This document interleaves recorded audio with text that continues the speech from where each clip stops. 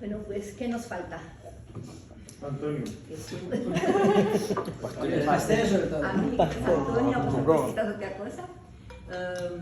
¿Qué nos falta a todos? Quizás, seguramente nos falta algo. Desearíamos algo para sentirnos completos, ¿no? Quizás trabajo. Sí, claro. Un trabajo fijo y es bueno pedir trabajo. La palabra nos dice que el que no trabaja, el que no quiere trabajar, que no coma. Pero que el Señor nos dé un trabajo, pero quizás una esposa, hay muchos jóvenes aquí que quizás estén esperando una esposa que venga del Señor, o un esposo, para las mujeres que están solas. Amén, amén. O que el Señor solucione nuestro matrimonio, arregle las cosas, o que traiga paz en nuestro matrimonio. Quizás necesitamos un apartamento, una vivienda, también puede ser. El Señor no tenía donde recostar su cabeza, pero bueno, es lógico que deseemos tener un lugar donde vivir, ¿no? O quizás nos falta dinero, no digo dinero para comprarnos un coche o ir de vacaciones, pero dinero pues para pagar los estudios de nuestros hijos, para pagar nuestras facturas, para las cosas necesarias, para ir a comprar de comer. O quizás nos falta salud, y eso ya es mucho más fuerte, ¿no? Mi padre nos enseñó un corito que decía: perder los bienes es mucho, perder la salud es más. Perder el alma es pérdida tal que no se recobra jamás. Luego lo cantamos, ¿eh? Lo cantamos. Recuerdo de la nostalgia, pues que estamos en los 60 aniversario. Somos. Sí, la salud quizás sea lo que más deseamos. Cuando perdemos la salud nos damos cuenta que todo el resto no era muy importante. Yo recuerdo mi hermana Esperanza, mi cuñado pues tenía mucho dinero porque era futbolista y ganaba mucho, pero cuando mi hermana tuvo su cáncer lo perdió prácticamente todo porque había que pagar. Y bueno, lo damos todo, por la salud lo damos todo, ¿no? Vamos a leer un pasaje, vamos a ser cortos en esta noche, vamos a leer un pasaje en Santiago, el hermano de Jesús, recordamos, Santiago 1, los versículos 2 a 7, y es un pasaje muy conocido, prácticamente podríamos todos citar de memoria, ¿no? Dice Santiago: hermanos míos, Santiago 1, del 2 al 7. Hermanos míos, imaginémonos que Santiago se dirige a nosotros aquí hoy en esta noche. Tened por sumo gozo cuando os halléis en diversas pruebas, que pueden ser falta de dinero, falta de trabajo, falta de lo que sea. Sabiendo que la prueba de vuestra fe produce paciencia, mas tenga la paciencia su obra completa para que seáis perfectos y cabales, sin que os falte cosa alguna. Y si alguno de vosotros tiene falta de sabiduría, pídala a Dios, el cual da a todos abundantemente y sin reproche, y les será dada. Pero pida con fe, no dudando nada, porque el que duda es semejante a la onda del mar que es arrastrada por el viento y echada de una parte a otra. No piense pues quien tal haga que recibirá cosa alguna del Señor. Dice el versículo 6, pero pida con fe, no dudando nada. Decimos muy a menudo que si el Señor nos da las cosas, quizás es porque nos falta fe, no forzosamente. Nosotros tenemos que pedir con fe, no dudando, convencidos de que el Señor puede. Ahora vamos a ver que no siempre el Señor nos da las cosas y que no siempre está en sus planes. Pero lo que vamos a pedir en esta noche, lo que cada uno de nosotros va a pedir al Señor, lo que tiene en su corazón, lo que piensa que necesita, o por lo menos lo que desea, pidámoslo con fe, no dudando.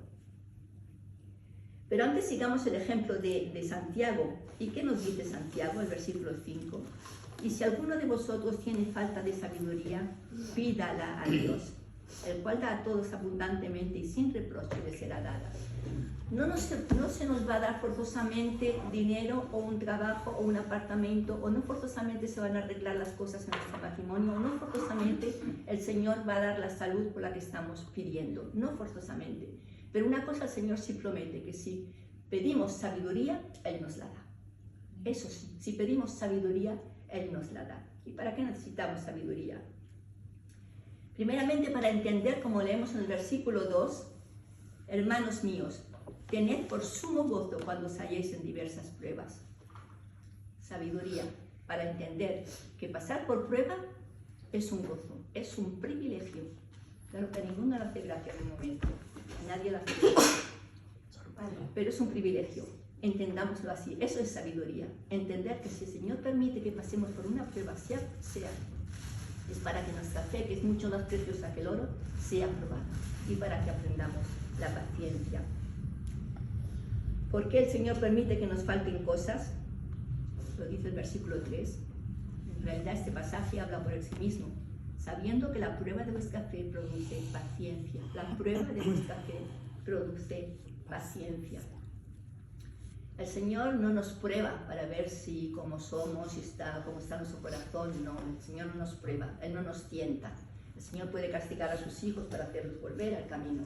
La prueba sabemos que viene del enemigo, las enfermedades, los fracasos en el matrimonio, todas esas cosas que nos hacen sufrir, que nos duelen, las discordias, las peleas entre hermanos. Todo eso no viene de Dios, claro que no. Pero el Señor lo permite, porque si no lo permitiera, ni un solo cabello de nuestra cabeza cae sin su consentimiento. ¿Y por qué lo permite?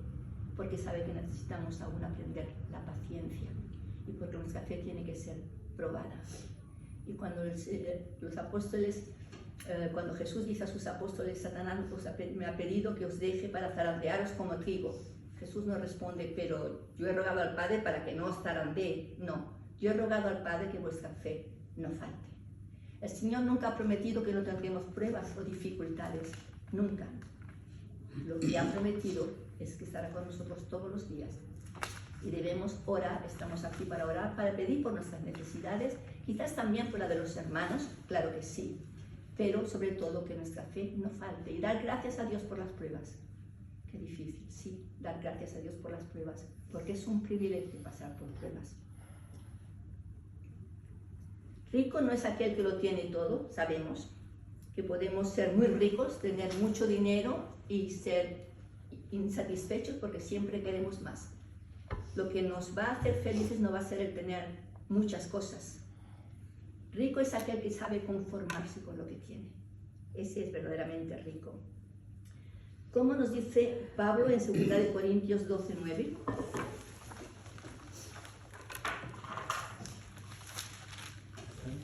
Segunda de Corintios, capítulo 12, versículo 9. Sabemos que Pablo ora algo, un aguijón en su carne, que no sabemos cuál es, se dicen muchas cosas, en realidad no sabemos. Pero a un momento dado, Dios le dice en el versículo 9, y me ha dicho, bástate mi gracia, porque mi poder se perfecciona en la debilidad. Por tanto, de buena gana me gloriaré más bien en las debilidades, para que repose sobre mí el poder de Cristo. Me ha dicho, bástate mi gracia. Tenemos que orar por fe, pero también esperar las respuestas del Señor. Y a veces el Señor nos va a decir, basta, no pidas más por eso, no te lo voy a dar. Esto ya no te lo voy a dar. Porque yo me estoy glorificando en tus debilidades. Estemos dispuestos a aceptar la respuesta del Señor, sea cual sea. ¿Qué es lo que se nos promete que se nos será dado? Pues como hemos leído en el versículo 5, si alguno de vosotros tiene falta de sabiduría, pídala a Dios. Eso sí podemos pedirlo todos en esta noche porque la necesitamos.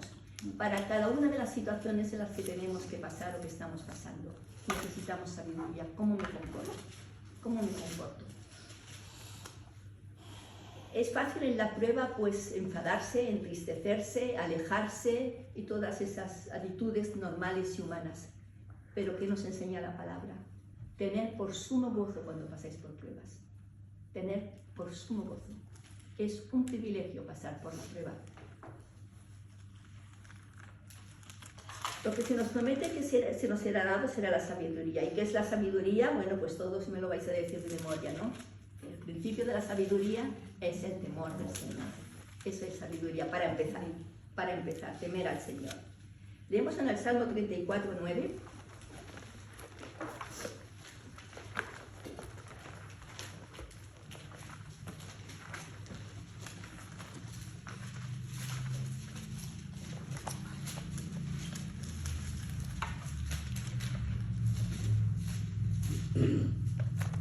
Dice, temed a Jehová vosotros sus santos, nosotros, los que estamos aquí, somos santos, apartados por esa parte. Temed a Jehová vosotros sus santos, pues nada falta a los que le temen.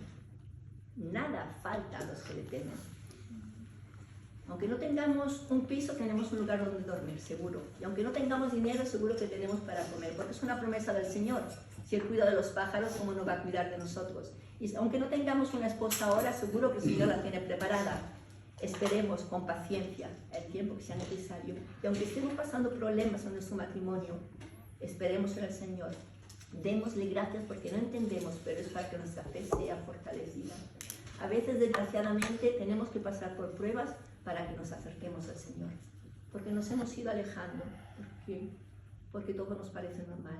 Y el Señor, si permite las pruebas para que nuestra fe sea fortalecida, para que nos acerquemos a Él, para que nos agarremos a Él, para que entendamos que lo único que verdaderamente necesitamos es a Él. El resto son todos regalos de parte del Señor, son añadiduras. Más vale que dejemos que sea Dios quien satisfaga nuestros deseos y nuestras necesidades. Esas cosas que nos parecen necesarias a lo mejor solamente son deseos. Y si Dios no nos los da, quizás porque no es lo que más nos conviene. Vamos a leer en Lucas 22, 42, el ejemplo por excelencia, Jesús mismo. Lucas 22, y todos conocemos también este pasaje. Jesús está orando. Jesús está orando con gotas de sangre y rogando al Padre que, si es posible, pase de él esa copa.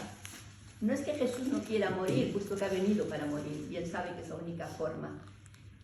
Cargar sobre Él el pecado de toda la humanidad es mucho. Y Jesús ora intensamente. ¿Pensáis que a Jesús le faltaba fe? Seguro que no, ¿verdad? A Jesús le faltaba fe. Jesús ora intensamente. ¿Y qué pide? Diciendo: Padre, si quieres, pase de mí esta copa, pero no se haga mi voluntad sino la tuya. Pero no se haga mi voluntad sino la tuya. Vamos a pedir al Señor cosas, ya sea para nosotros, ya sea para nuestros hermanos que también necesitan, por nuestros enfermos, por todas nuestras necesidades, por nuestros problemas, por nuestras tristezas. Vamos a pedir al Señor cosas, pero no olvidemos que no se haga mi voluntad sino la tuya. Porque a veces es necesario que pasemos por lo que estamos pasando. A veces es necesario, como Jesús tuvo que pasar por Samaria para encontrarse con la mujer samaritana. El Padre no le quitó la copa a Jesús, la tuvo que beber. Pero que dice el versículo que sigue: y se le apareció un ángel del cielo para fortalecerle.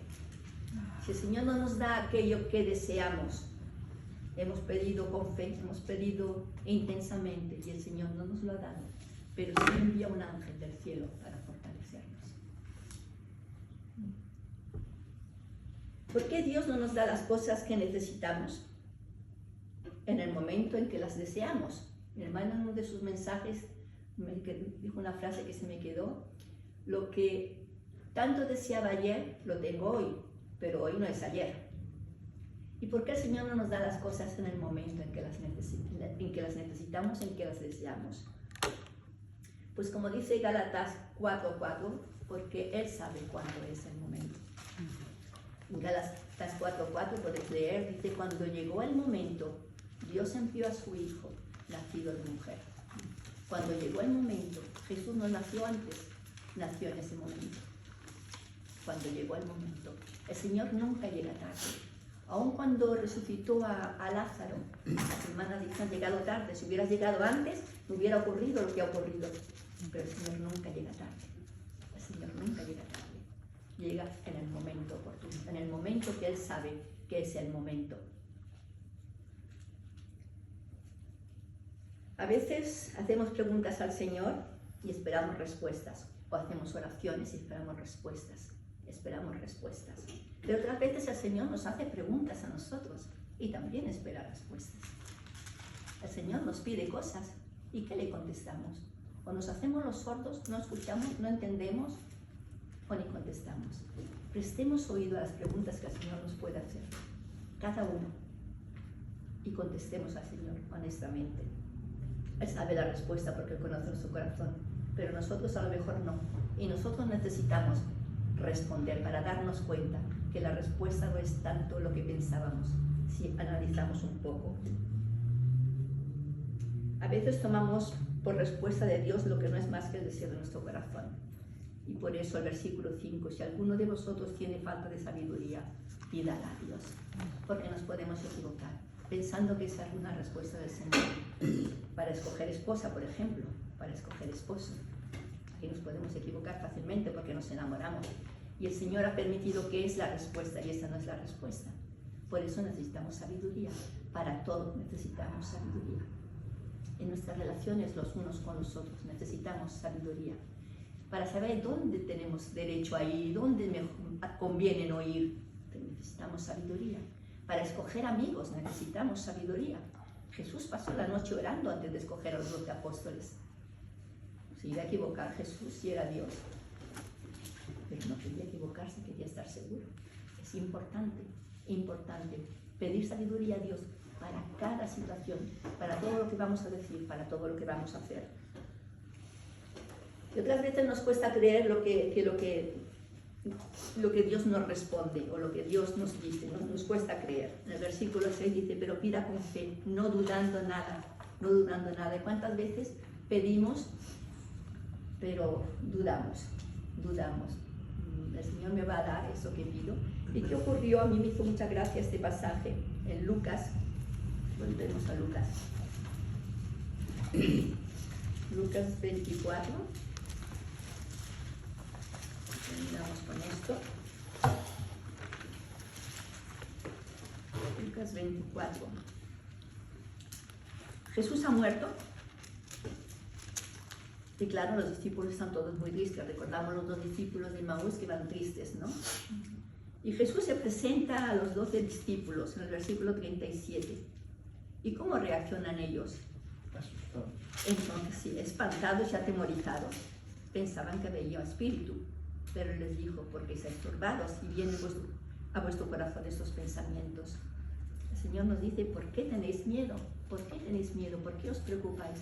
¿Por qué no creéis que yo puedo hacer las cosas? ¿Por qué no creéis que soy yo?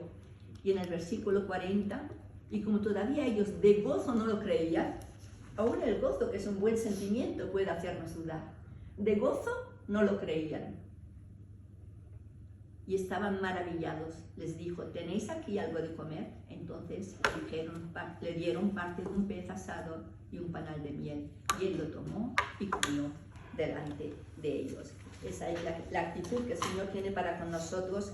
Él nos fortalece, Él nos recuerda que Él está ahí siempre, Él nos recuerda que Él es una realidad, que no estamos soñando, que no estamos aquí perdiendo nuestro tiempo, que estamos aquí orando porque sabemos que Él puede, que Él contesta. Leí esta semana un ejemplo que me gustó, digo, lo voy a compartir. En Ático se dice el Ártico. Hay unas peñas, unas rocas, unas montañas así de rocas, donde cuando es el momento para los pájaros de poner sus huevos, van todos allí, toda esa clase de pájaros. Y hay cientos y miles de pájaros. Hay tantos que ponen sus huevos los unos al lado de los otros y se hacen así unas líneas largas de huevos. Y a veces se pueden mezclar porque uno resbala o porque con las patas, y la mamá va y coge su huevo y lo pone otra vez en su sitio. Me pareció preciosa esta imagen, porque debemos recordar que para el Señor cada uno de sus hijos somos como su única criatura, y que no va a permitir ni que alguien nos aplaste y rompa el huevo, ni que nos vayamos demasiado lejos. Él nos va a coger, nos va a poner en su sitio, porque somos sus hijos, y Él nos conoce a cada uno por nuestro nombre. Pensaba también en Job. En un momento dado, el Señor va a decir, venid luego y estemos a cuenta. En Isaías o en Jeremías, no sé si vuestros pecados fueren como la grana, serán como blanca lana. Y a Job el Señor le dice, yo te preguntaré y tú me contestarás. Porque Job también hace muchas preguntas y tomamos siempre a Job como el ejemplo de la paciencia. Necesitamos, hemos leído hoy, aprender la paciencia, por eso el Señor permite pruebas. El Job tuvo pruebas y pruebas y pruebas. Necesitaba aprender la paciencia. Y así todo, a un momento dado, se da cuenta de que está discutiendo con Dios. Y Dios le dice, pero ¿quién eres tú para discutir conmigo? ¿Dónde estabas tú cuando yo fundaba la tierra? ¿Y dónde estabas tú cuando yo hacía esto y aquello? ¿Dónde estabas tú? Ahora yo te pregunto y tú me contestas. Y con esto quisiera que nos quedáramos. El Señor nos hace preguntas. Contestemos. ¿Dónde estabas cuando te pedía tal cosa? Contestemos al Señor. Amén.